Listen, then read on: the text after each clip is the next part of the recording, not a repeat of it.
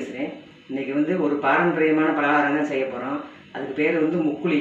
முக்குழின்றது வேற ஒன்றும் இல்லை, அந்த கம்பு அரிசி மாவும் சேர்த்து வெல்லம் சேர்த்து செய்கிற சத்தான ரொம்ப ஹெல்த்தியான பலகாரம், உடனடியாக செய்யக்கூடிய பலகாரம். அதுக்கு என்னென்ன தேவை, எப்படி செய்ய முடியும்னு பார்ப்போம். வாங்க வீடியோக்குள்ள.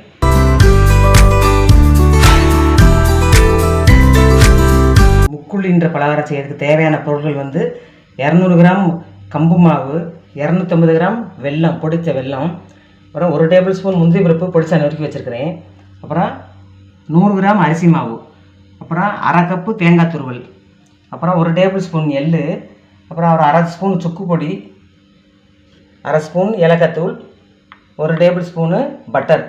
இப்போ ஒரு பவுலில் இந்த கம்பு மாவை போட்டுக்கிறேன். 200 கிராம் கம்பு மாவு, 100 கிராம் அரிசி மாவு, தேங்காய் துருவல், சுக்குத்தூள், ஏலக்காய் தூள், ஒரு பிஞ்சு சால்ட்டு. நம்ம உடனடியாக கலக்கி செய்கிறதுனால அதுக்கு ஒரு 1/4 ஸ்பூனு பேக்கிங் சோடா போட்டுக்கணும். நல்லா கையில் கலந்துக்கிறோம். நல்லா கலந்துட்டு அதில் இந்த பட்டரையும் சேர்த்து நல்லா அந்த மாவில் நல்லா படிகிற மாதிரி நல்லா அழுத்தி பிணைஞ்சிக்கிறணும். நல்லா அந்த மாவில் எல்லா பக்கமும் கலந்துற மாதிரி நல்லா அழுத்தி பிணைஞ்சிட்டேன்.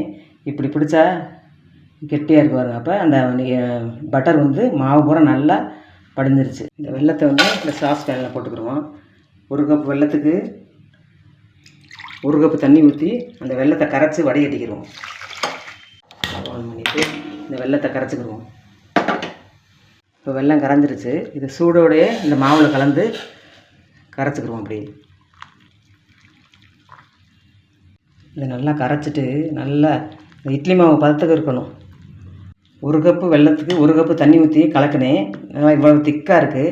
இன்னும் ஒரு அரை டம்ளர் தண்ணி ஊற்றி இட்லி மாவு பதத்துக்கு கலந்துக்கிடுவோம். இந்த முந்திரி பருப்பை 1 டேபிள் ஸ்பூன் நெய் ஊற்றி அதில் முந்திரி பருப்பை வறுத்துக்கிடுவோம். முந்திரியை சேர்த்துக்கிறேன். முந்திரி செவந்துருச்சு. இதிலே அந்த எள்ளை சேர்த்துக்கிடுவோம். அந்த சூடுலேயே அது வெடிச்சிடும். நல்லா இது அப்படியே இதில் ஊற்றிக்கிடுவோம். இந்த நெய்யோடு சேர்ந்து இந்த முந்திரி இதெல்லாம் நல்லா இது மாவோடு கலந்துடட்டும். இந்த பக்குவத்தில் கரைச்சி வச்சுருங்க. கரைச்சி ஒரு 5 நிமிஷம் மூடி வச்சுருந்து அப்புறம் உடனே நம்ம பனியார சட்டியை வச்சு ஊற்றிடலாம். இருக்கட்டும். 5 நிமிஷம் ஆயிடுச்சு. இந்த மாவு கரைச்சி வச்சு சூப்பராக ரெடியாக இருக்குது மாவு. ஸ்டவ் ஆன் பண்ணிவிட்டு இந்த பனியார தவாவை வச்சுக்கிடுவோம். ஃபஸ்ட்டு எண்ணெய் ஊற்றிக்கிடுவோம். நல்லா தவா காஞ்சிருச்சு. ஒவ்வொரு குழியிலையும் ஒவ்வொரு கரண்டி எண்ணெய் ஊற்றிக்கிடுவோம். முக்கால் குழிக்கு ஊற்றிக்கிடுவோம். இப்போ அடுப்பை மீடியமாக வச்சு மூடி வச்சு ஒரு 1.5 நிமிஷம் மிதமான சூட்டில் வேகட்டும். இது வந்து முக்குழின்னு சொல்லுவாங்க. இது வந்து கம்பில் செய்கிற பணியாரம், கம்பு மாவில் செய்கிற பணியாரம். ஈவினிங்கில் பசங்களுக்கு இல்லை பெரியவங்க யாருமே ஏதாவது சாப்பிடும் போது இருக்கும்போது நம்ம இதை மிக்சியில் அரைக்க வேண்டியதில், கரைக்க வேண்டியதில், புளிக்க வைக்க வேண்டியதில், கம்பு மாவும் அரிசி மாவும் இருந்தால் உடனடியாக செஞ்சிடலாம். இப்போ ஒரு 1.5 நிமிஷம் ஆயிடுச்சு. சுற்றிலும் நல்லா செவந்துருச்சு. திருப்பி போட்டுக்கிடுவோம். திருப்பி போட்டதும் இதில் கொஞ்சம் நெய் ஊற்றிக்கிடுவோம். பசங்களுக்கு கொடுக்கும்போது நெய் ஊற்றி கொடுத்தா ரொம்ப விரும்பி சாப்பிடுவாங்க. கரட்டி போட்டு 1 நிமிஷம் ஆச்சு. ரெடி ஆகிடுச்சு. நம்ம எடுத்துக்கிடுவோம்.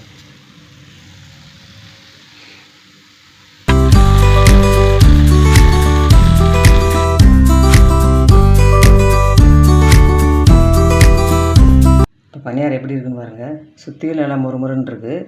இப்படியே பிச்சோம்னா பொலன்னு சாஃப்டாக இருக்கும். ரொம்ப இந்த கம்பு மாவில் செய்கிற முக்குழின்ற சுவையான பணியாரத்தை என் பையன் வந்து இப்போ டேஸ்ட் பண்ணி காமிப்பாங்க.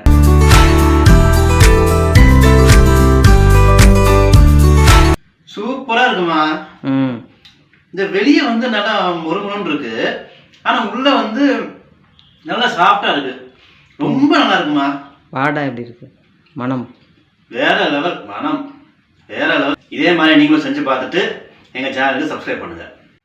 இந்த கம்பு மாவில் செய்கிற பாரம்பரியமான பலகாரத்தை நீங்களும் செஞ்சு பாருங்கள். இது வந்து நம்ம மிக்சியில் போட்டு அரைக்க வேண்டியதில்லை, புளிக்க வைக்க வேண்டியதில்லை. உடனே செஞ்சு உடனே பிள்ளைங்களுக்கு கொடுக்கலாம். பெரியவங்களும் சாப்பிடலாம். உடம்புக்கு ரொம்ப ஹெல்த்தியானது கம்பு மாவு வெல்லம்லாம் சேர்க்கறதுனால. இது மாதிரி செஞ்சு பார்த்துட்டு எப்படி இருந்துச்சு நீங்கள் கமெண்ட் பண்ணுங்கள். இந்த வீடியோ உங்களுக்கு பிடிச்சிருந்துச்சுன்னா லைக் பண்ணுங்கள், ஷேர் பண்ணுங்கள், சப்ஸ்கிரைப் பண்ணிக்கோங்க. அடுத்த இன்னொரு ரெசிபியோட அடுத்த வீடியோ பார்க்குறேன். நன்றி, வணக்கம்.